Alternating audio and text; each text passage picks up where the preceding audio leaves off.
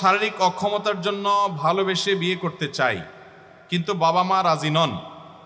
তারা যার সাথে বিয়ে করাতে চায় তাদের আমি ভরসা করতে পারছি না। আমি কি বাবা মার অমতে বিয়ে করতে পারবো?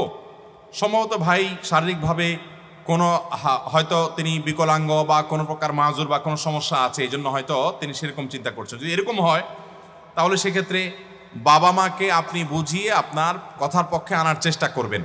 যদি আপনার বাবা মাকে সেটা আপনি করতে না পারেন, বোঝাতে না পারেন, অনেক বাবা মা আছে শুধু পয়সা ছাড়া আর কিচ্ছু চায় না। ছেলে চায় একটা দিনদার মেয়ে, মেয়ে চায় একটা দিনদার ছেলে, কিন্তু কপাল পড়া বাপ মা ভালো ছেলে মেয়ে পাওয়ার পরেও কদর করে না, বরং তারা চায় কি? টাকা পয়সা।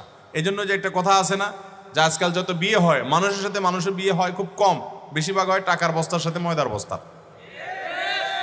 এক পক্ষ ময়দার বস্তা, আরেক পক্ষ টাকার বস্তা। আল্লাহ